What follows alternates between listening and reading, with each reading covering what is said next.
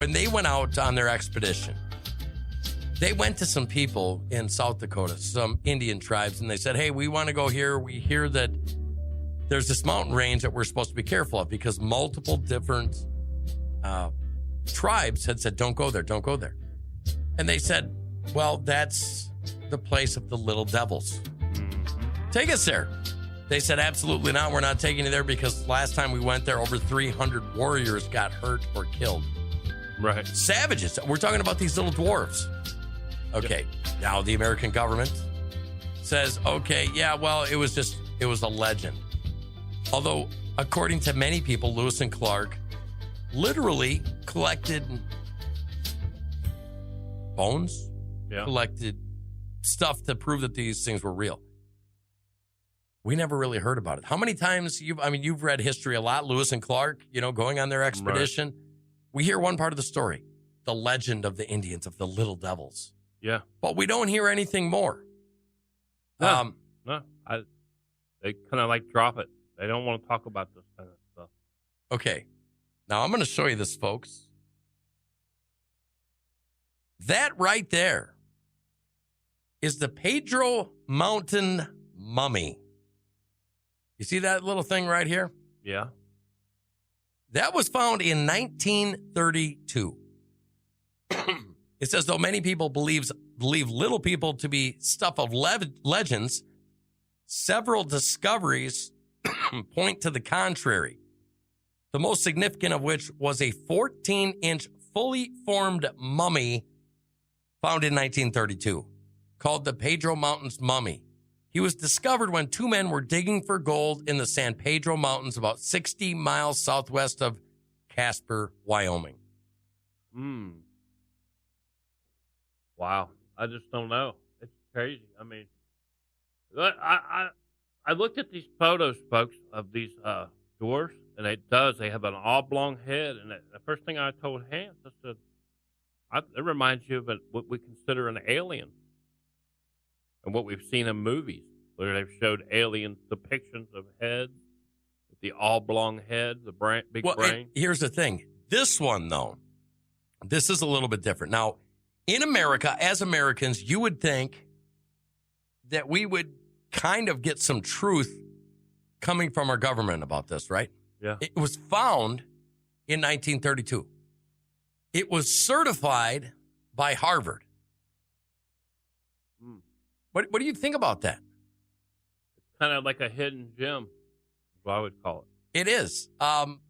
Scientists from all over the country came over.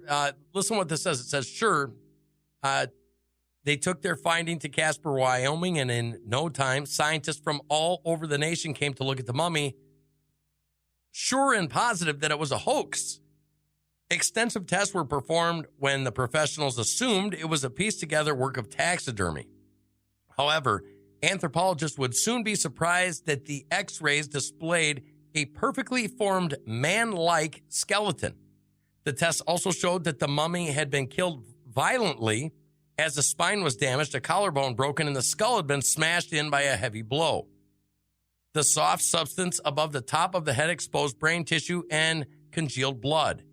After the tests were completed, the scientists estimated that the mummy was a full-grown adult who was approximately 65 years old at the time of his death.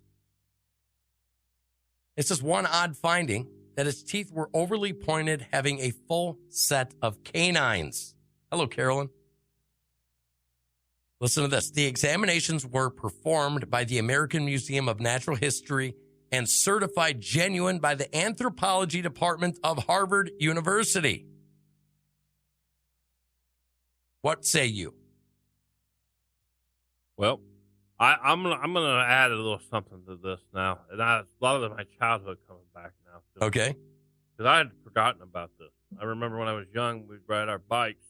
There was a road. Of course, this is back in Ohio. They used to say, "Don't ride over that one little bridge on that road." And I said, "Why?" There's midgets that live underneath that little dwarf. Oh, like the trolls of the trolls stories that live under the bridge. Of course, we always thought that was a joke, but now it makes me wonder. Well, it does. And there's more than this. So this comes out and you start digging around. Listen to this. The mummy was displayed in sideshows for years before it was purchased by a Casper businessman named Ivan T. Goodman. When Goodman died in 1950, the mummy passed into hands of one Leonard Walder, a New York businessman who died in the 80s, and it has not been publicly seen, and its whereabouts are unknown. But it shouldn't be a problem because listen to this. Other skeletons of little people have said to be found in other areas of the U.S. near Coshocton, Ohio. A burial ground was reportedly discovered that contained numerous remains of a pygmy race of people less than 3 feet tall.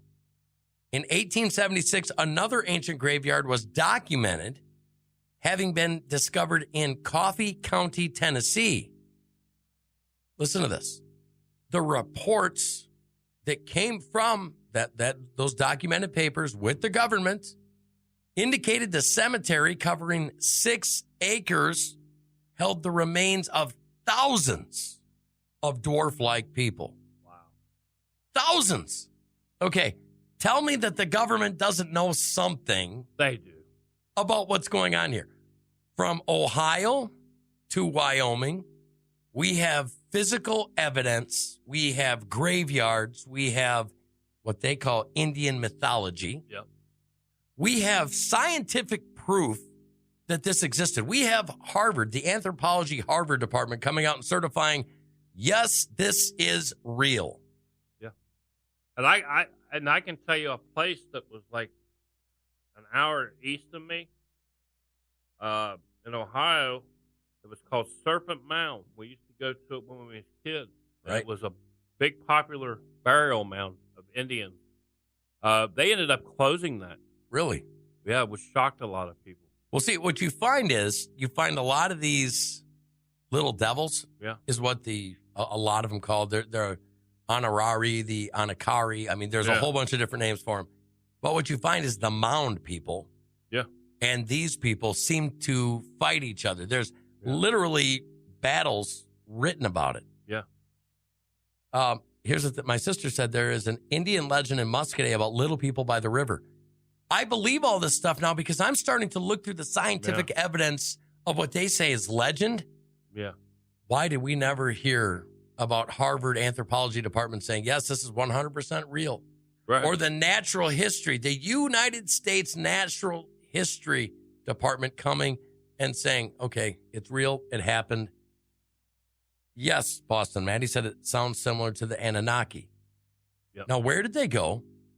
And how long ago were they gone? Because remember, we now have uncovered reports of the first expedition going out west, right? Yeah.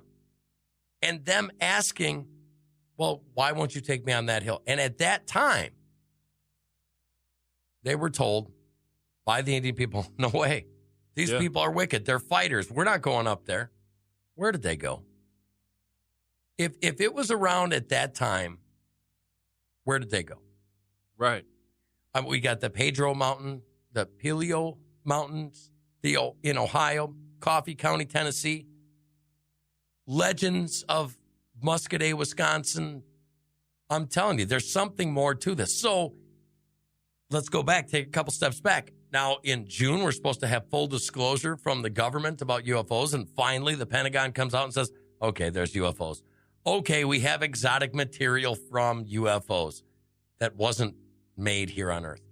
What does that mean exactly? And how sure are we of the life that we're living today? How sure are you, based upon the fact that a lot of our education and a lot of our knowledge was given to us and the standards were set by the U.S. government? I don't trust. I mean, it's a trust issue. Yeah. So are you more likely to believe a legend, or are you more likely to believe the U.S. government? I'm more likely to believe U.S. common sense and discovery like we've done here. I'm telling you, go through and start looking at this stuff. There is scientific data. Right. There's a lot of history that's been hidden. But they'll always manipulate it, though. That's the thing about government. Well, I mean, they do. I mean, they'll put their own spin on it.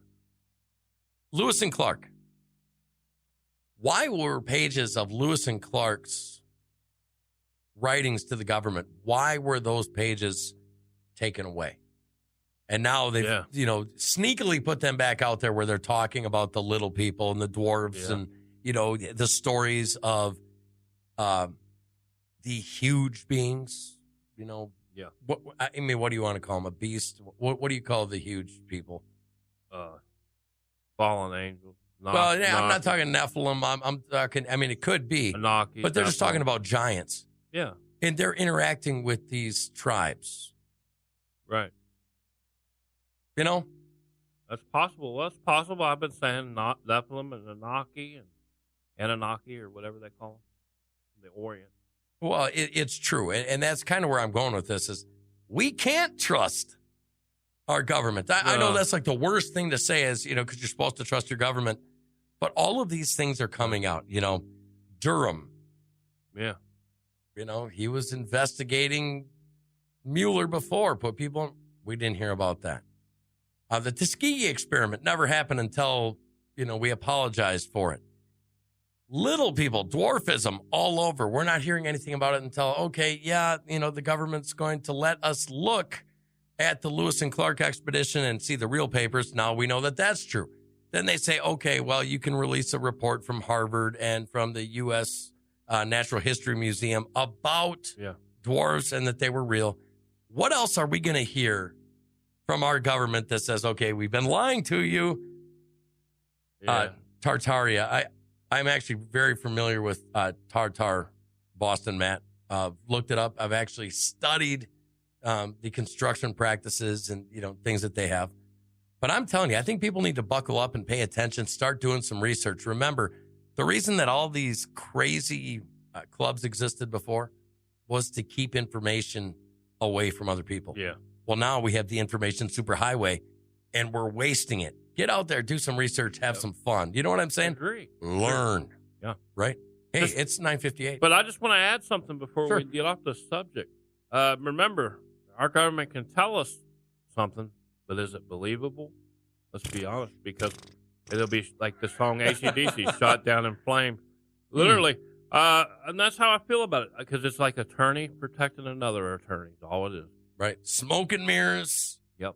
And unfortunately, and most of them are all attorneys. Just remember that. It's in Congress. Yeah, and we live in the gray area. Yeah. You know what I mean? Thank you, ladies and gentlemen. Thank all of you new listeners and viewers today. Thank you.